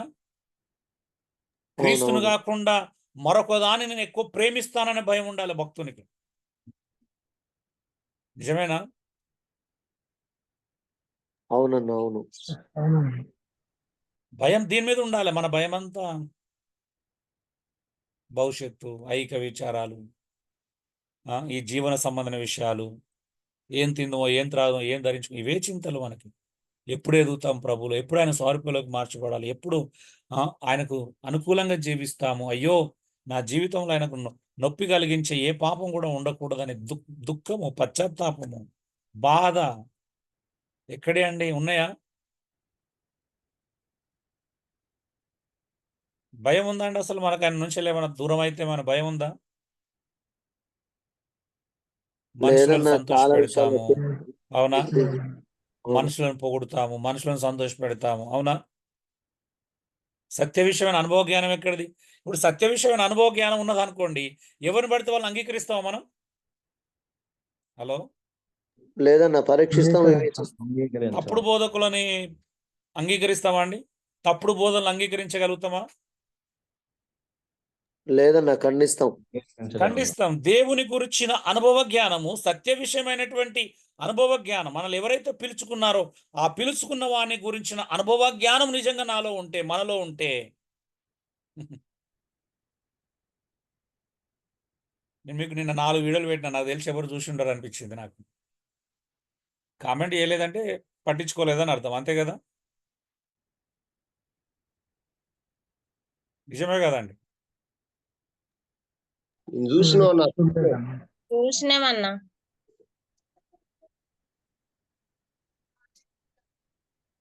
మరి చూస్తే స్పందించాలి కదా. మరి మీరు చూసిరని ఎలా తెలుస్తుంది? ఓకే, నేనేమన్నా దేవుడినా మీరు చూశారో లేదో తెలుసుకోవడానికి? చూసినామన్నా, కానీ పెట్టలేదు. ఆ, నేను మీలాంటి సామాన్యమైన మనిషినే కదండి. అవునన్నా. ఓకే, ఊహించుకోవాలా, నేను ఒక చూసి ఉంటారని ఊహించుకోవాలా. అది మీ మేలు కోసం, మీ క్షేమం కోసం చూసేమన్నా, అరే బాధ కానీ ఆ దుఃఖమో బాధనో ఏదో ఒకటి ఖండించడమో ఏం స్పందించలేదు. అదే కౌన్సిలింగ్ గ్రూప్లో అవే 4 వీడియోలు షేర్ చేశాను ఇంకో గ్రూప్లో. అందులో కనీసం సురేష్, సునీత కొద్దిమంది స్పందించారు. ఇందులో అయితే ఎవ్వరు స్పందించలా. మరి ప్రయోజనం ఏంటంటే షేర్ చేసుకోవడం వల్ల? అంటే మీకు మీ దృష్టి వేరే ఉంది. అంటే మీకు చాలా ఉన్నాయి బిజీ, అంత బిజీ అన్నట్టు మీరు. అంటే సమాజంలో ఏం జరుగుతుంది అని పట్టించుకోలేనంత బిజీ అన్నమాట. క్రైస్తవ సమాజంలో ఎలాంటి వాళ్ళు తయారవుతున్నారు, ఏమవుతున్నారు, ఏమంటారు?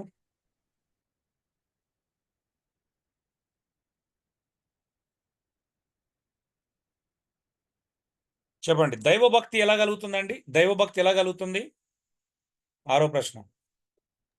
దేవుని శక్తి వలన. ఓకే, ఏంటిదంట? దైవ శక్తి వలన కదా. దైవభక్తి ఎలా కలుగుతుంది? దైవశక్తి వల్లనే కలుగుతుంది. నా సొంత శక్తి చేత నేను భక్తి చేయలేను. నిజంగా చెప్తున్నాను, ప్రాక్టికల్గా మనం అందరం ఆలోచించాల్సిన విషయం. నిజంగా నా సొంత శక్తి చేత నేను దేవుణ్ణి పాడగలుగుతానా? దేవుని స్తుతించగలుగుతానా? దేవుని ఆరాధించగలుగుతానా? దేవునికి దగ్గర కాగలుగుతానా? దేవునికి సమర్పించుకోగలుగుతానా? దేవునికి లోబడగలుగుతానా? దేవుని ప్రేమించగలుగుతానా? ఇవన్నీ చేయలేను నేను. ఆయన దైవశక్తి కావాలా, ఆయన అనుగ్రహం కావాలా, ఆయన యొక్క కృప కావాలా. అంటే ఆయన లేకుండా నేను నథింగ్ అనే విషయం మనకు అర్థం కావాలి. ఆయన లేకుండా మనం ఏం లేము, ఏమి కాము కూడా. అవునా అండి?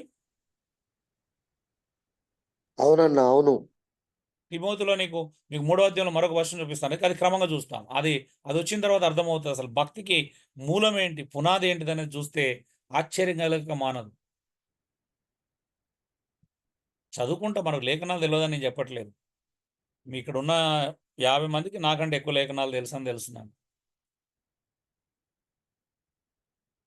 సో లేఖనాలు తెలవడం కాదు, ఆ లేఖనాలను మనం నిజంగా అర్థం చేసుకొని వాటి యొక్క అనుభవ జ్ఞానంలోకి వెళ్తున్నామా, వాటికి లోబడుతున్నామా అంటే మరి దైవభక్తి ఎలా కలుగుతుంది? దైవ శక్తి వలన కలుగుతుంది. మరి దైవశక్తి ఎలా కలుగుతుందండి? హలో హలో మాట్లాడాలి. దైవశక్తి ఎలా కలుగుతుంది? సత్యమును గురించిన అనుభవ జ్ఞానం వల్ల. సత్యమును గూర్చిన అనుభవ జ్ఞానం వల్ల కలుగుతుంది. సత్యాన్ని నువ్వు ఇచ్చిన నిరోధిస్తే, నిరాకరిస్తే, సత్యాన్ని నువ్వు పక్కన పెడితే నీకు దైవశక్తి నీలో కనిపించదు. ఎందుకు? నువ్వు సత్యానికే దూరమైన నీ దగ్గర ఎక్కడ ఉండి వస్తుంది దైవశక్తి? నువ్వు పిలిచిన వాణ్ణి నువ్వు నిర్లక్ష్య పెడుతున్నావు. అవునా? మనం పిలిచిన వాణినే నిర్లక్ష్య పెడితే మనకెందుకు దైవశక్తి కలుగుతుంది? దైవశక్తికి మూలం ఏంటిది అని అంటే ఆయనను గురించిన అనుభవ జ్ఞానాలకు రావడం, ఆయన సత్యమును గురించినటువంటి అనుభవ జ్ఞానం మూలంగానే దైవశక్తి కలుగుతుంది. నేరుగా ఉమరించాడు పైకి కనిపించిన ప్రతి ఒక్కరి మీద. ఇస్తాడండి అలాగా? లేదన్నా, ఇవాడు. ఎవరు వెతుకుతారో వారికే దొరుకుతాడు. ఎవరు ఆ కావాలన్నా స్వార్థ విన్నోళ్ళకి, లోబడినోళ్ళకి, సత్యానికి లోబడినోళ్ళకి. అవునా? లోబడుతూ దాన్ని అనుసరించే వాళ్ళకి అది అనుభూతిలోకి వస్తుంది కానీ, అనుభవంలోకి వస్తుంది కానీ పైకి ఎలా వస్తుందో ఆలోచించండి ఒకసారి, మీరే ఆలోచించండి. చూడండి, ఒక మాట చెప్తున్నాను ఇక్కడ, ఇది మరలా చూస్తాం. మరి 1 తిమోతి 3:16 ఏమన్నాడు? నిరాక్షేపముగా.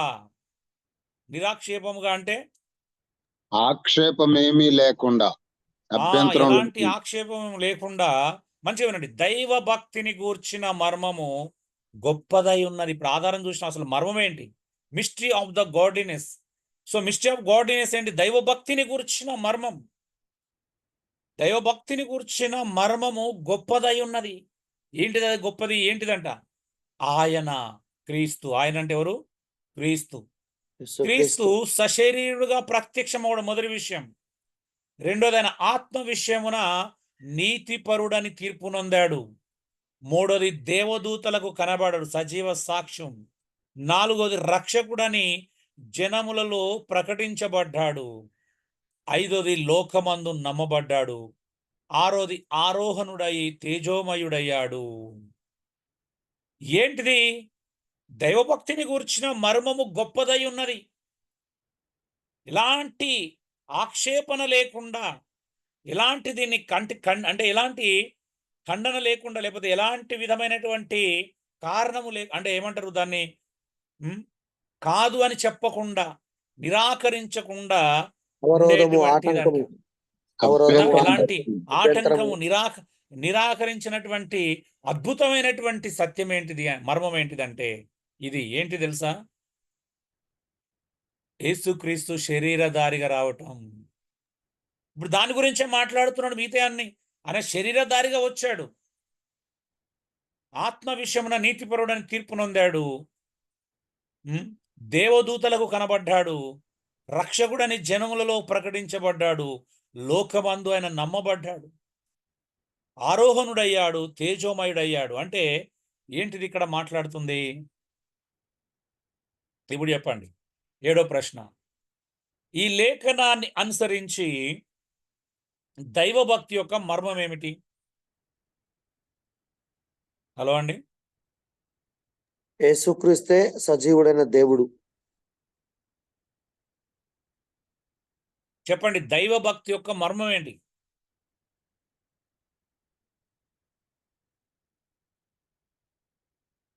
ఆయన సశరీరుడిగా రావటం. క్రీస్తుని గురించిన సత్యం అన్న. ఆయన సశరీరుడిగా రావటం. ఓకే, ఓకే, మీరు దగ్గరలోనే ఉన్నారు. సింపుల్గా అంటే అక్కడ ఉన్నది మనం దాన్ని అర్థం చేసుకొని చెప్పాల్సినటువంటి మాట సింపుల్గా, అవునా? దైవభక్తి యొక్క మర్మం ఏమిటి అంటే శరీరధారి అయిన క్రీస్తు. అవునా అండి? దైవభక్తి యొక్క మర్మము శరీరాన్ని ధరించుకొని ఈ లోకములో ప్రత్యక్షమైనటువంటి క్రీస్తు. ఆ వాక్యము శరీరధారి అయి కృపాసత్య సంపూర్ణగా మన మధ్యలో నివసించాడు. ఇదే దైవభక్తి యొక్క మర్మం, ఇదే మిస్టరీ. గాడ్లీనెస్ యొక్క మిస్టరీ ఏంది అంటే యేసుక్రీస్తు శరీరధారిగా ప్రత్యక్షం అవడం. దీనికంటే గొప్ప మర్మం లేదండి ఇప్పటి వరకు. మర్మం లేదు, దీనికంటే గొప్ప మర్మం లేదు. దీన్ని పక్కన పెట్టి మర్మాల కోసం వెతుకుతున్నారు ఇప్పుడు కూడా చాలా మంది, అవునా? ఏదో మర్మం కావాలని వెతుకుతున్నారు. అసలు మర్మం రివీల్ చేయబడింది.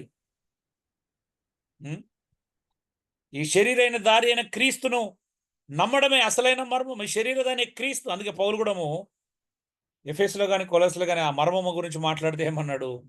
సువార్త వలన కదా, యేసుక్రీస్తు సువార్త ద్వారా యూదులను అన్యులుగా ఒకటి చేశాడు. అంటే యేసుక్రీస్తు లేకపోతే ఏది లేదు. అవునా అండి? అవును, అవును. యేసుక్రీస్తు లేకపోతే రక్షణ లేదు, యేసుక్రీస్తు లేకపోతే నిత్య జీవం లేదు, యేసుక్రీస్తు లేకపోతే సంఘం లేదు, యేసుక్రీస్తు లేకపోతే ఎవరు లేరు, యేసుక్రీస్తు లేకపోతే అపోస్తులు లేరు, యేసుక్రీస్తు లేకపోతే ఇవన్నీ లేవు, పాస్టర్లు లేరు, ఎవరు లేరు. అవునా? అవును, సమస్తం ఆయన మూలం కలిగినాయి. ఆయనే. ప్రవక్తలు లేరు, ఇవాంజలిస్టులు లేరు, లోకమే లేదు యేసుక్రీస్తు లేకపోతే. అవునన్నా, అవును. యేసుక్రీస్తు లేకపోతే యూదులు అన్యులు, సువార్త లేకపోతే అన్యులు యూదులు ఒకటిగా అయ్యే అవకాశం కూడా లేదు. అవునా అండి?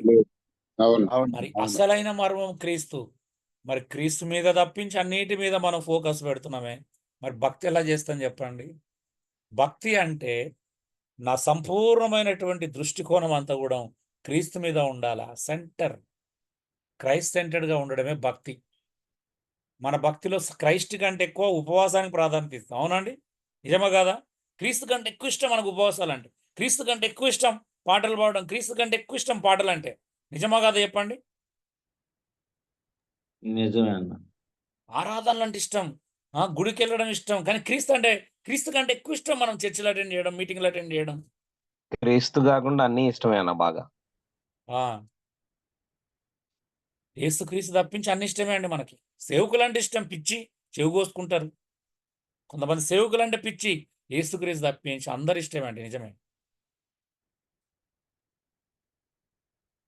మరి ఎక్కడండి యేసుక్రీస్తు? మన పాటల్లో, మన భక్తిలో, మన ఉపవాసంలో క్రీస్తున్నాడు అసలు ఇంతకీ? ఇవన్నీ క్రీస్తుని పక్కన పెట్టి చేస్తున్నామా? నిజం చెప్పండి. క్రీస్తు కొరకు చేస్తున్నామా, క్రీస్తు పేరిట చేస్తున్నామా, లేదా క్రీస్తును పక్కన పెట్టి చేస్తున్నాం? ఇవన్నీ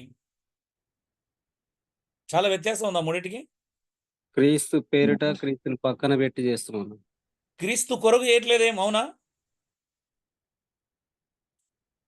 మరి మన జీవితంలో ఉన్నాడా శరీరధారి అయిన క్రీస్తు?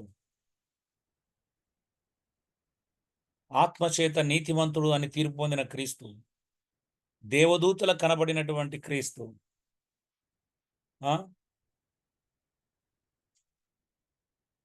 జనములో నమ్మబడినటువంటి క్రీస్తు, ఆరోహణుడైనటువంటి క్రీస్తు, తేజోమయుడైనటువంటి క్రీస్తు, మరి సశరీరుగా ఈ లోకానికిలో ప్రత్యక్షమైనటువంటి క్రీస్తును నమ్మామా?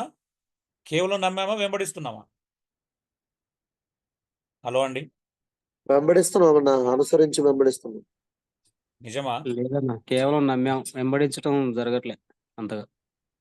వెంబడిస్తే నిజంగా చెప్తున్నాను, మన సంఘాలు మన పరిచర్యలు పరీక్షిస్తే వెళ్ళిపోదండి. మనం యేసుప్రభువును వెంబడించే శిష్యులుగా చేస్తున్నామో తెలిసిపోదా? నేను అనుకుంటాను మన ఆదివారం ఒక్క మీ ప్రసంగం ఏంటో సరిపోతుందేమో మీరు ఏం చేస్తున్నారని తెలియడానికి. ఆదివారం ఒక్క ఆదివారం చూస్తే తెలిసిపోతుందేమో, తేలిపోతామేమో బహుశా. అవునన్నా, అవును. క్రీస్తుని వెంబడించడం అంటే ఎక్కడండి? ఓన్లీ నమ్మడమేనా? అన్ని విషయాల్లో ఆయన అనుసరించడమా? ఆయన అన్ని చెప్పినట్టు విషయాల్లో, చేయడమా? అన్ని విషయాల్లో. క్రీస్తును వెంబడించడం విషయంలో లోకాన్ని కన్ఫ్యూజ్ చేసేది క్రైస్తవుడేనా? 100%. అందుకే అన్యులకు అర్థమైతలేదు. ఎందుకంటే మొన్న మా తమ్ముడే అన్నాడు,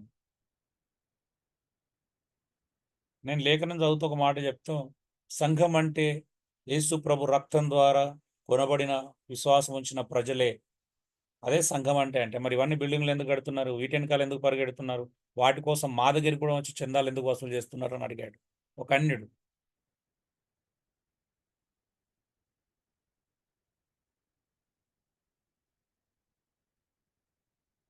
ఏం చెప్తారండి?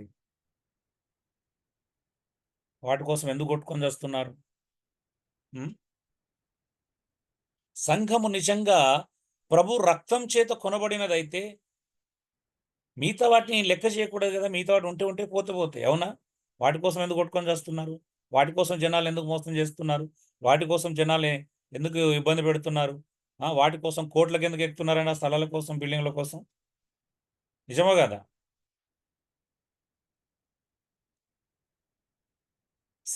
సిగ్గుపడాల్సిన విషయాలండి. మనం సిగ్గుపడకుండా ఇంకా మనం బాగున్నామేమో అని భ్రమపడుతున్నాం అంటే ఇంకా మనం ఏమనుకోవాలి చెప్పండి? నిజంగా చెప్తున్నాను.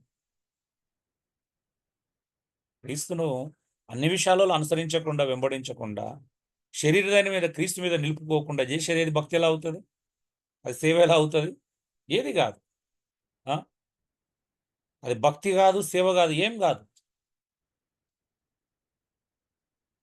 మళ్ళీ మనం మంచి సేవ చేస్తున్నాం, మంచి భక్తి చేస్తున్నాం, ఎవరి మనల్ని మనం మభ్యపెట్టుకోవడం అది ప్రమాది ఒక రకంగా చెప్పాలంటే. ఇంకా మారాలండి, ఇంకా చాలా చేయాల్సింది ఉన్నది. నాకే సాటిస్ఫాక్షన్ లేదు. మీకున్నదంటే గొప్పనే, నా మంచి చేస్తున్నట్టే కదండి. అంతకంటే గొప్పగా ఏమో అభిమానిస్తాం, ఆనందిస్తాం చెప్పండి. గుడ్. అది నిజంగా మీరు అలా చేస్తున్నారంటే చాలా గ్రేట్ విషయం అది. ఖచ్చితంగా నేను మిమ్మల్ని చూసినప్పుడు సిగ్గుపడాల్సి వస్తుంది మీరు అలా ఉన్నారు అంటే. అరే నేను ఇంత బోధిస్తున్నాను, మీలో ఒక్కరిలాగా లేకపోయినని ఖచ్చితంగా నేను తలదించుకొని సిగ్గుపడాల్సిన విషయం అది.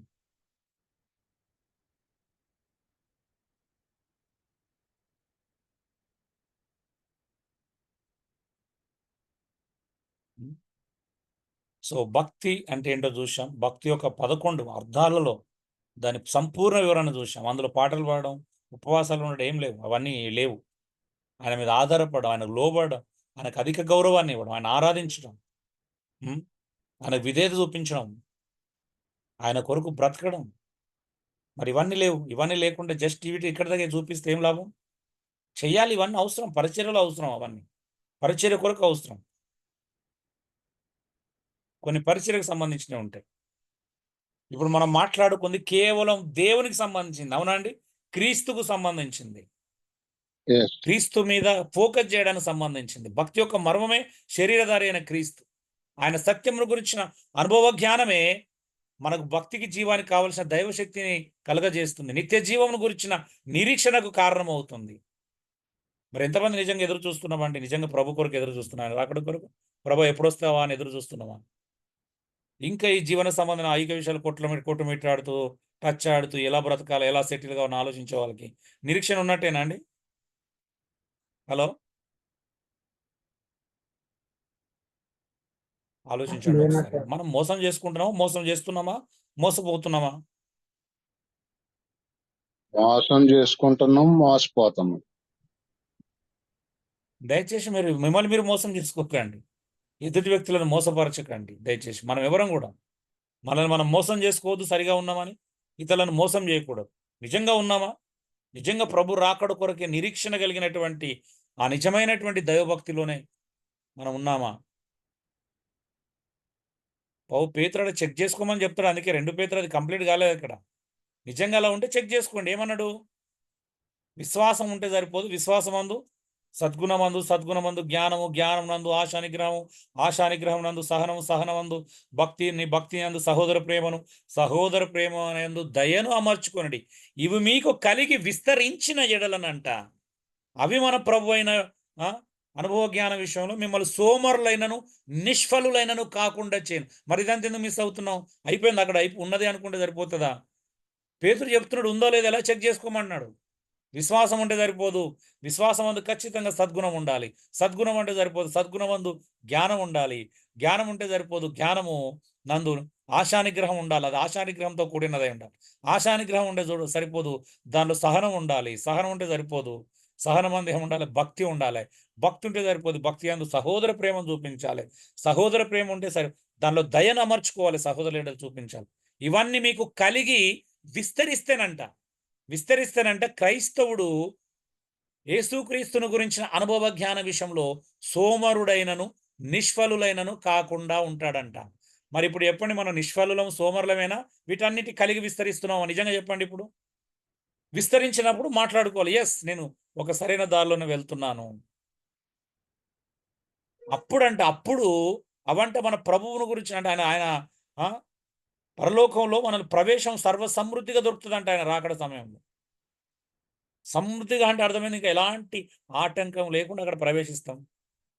మరి ఇవన్నీ ఆటంకాలు ఉన్నాయి. మనం సోమరులుగా ఉన్నాం. ఆధ్యాత్మిక జీవితంలో సోమరులం కాదా? నిష్ఫలులుగా లేమా ప్రభువుని నమ్ముకొని? మరి దైవభక్తి అంటే అక్కడ ఆగిపోయేది కాదండి, అది కొనసాగేది. అక్కడ స్టార్ట్ అవుతుంది, అది కొనసాగించబడుతూనే ఉంటుంది జీవితాంతం. కాబట్టి ఆలోచించండి, నిజమైన దైవభక్తిని మనం చేద్దాము. మన ప్రజల్ని, మనకు దేవుడు అప్పగించిన ప్రజలను పురికొల్పుదాం. మన చుట్టూ ఉన్నటువంటి క్రైస్తవ సమాజాన్ని మేల్కొల్పడానికి ప్రయత్నం చేద్దాం. నిజమైనటువంటి సంస్కరణ రావాల్సినటువంటి అవసరం ఉందండి. Okay, thank you. God bless you all.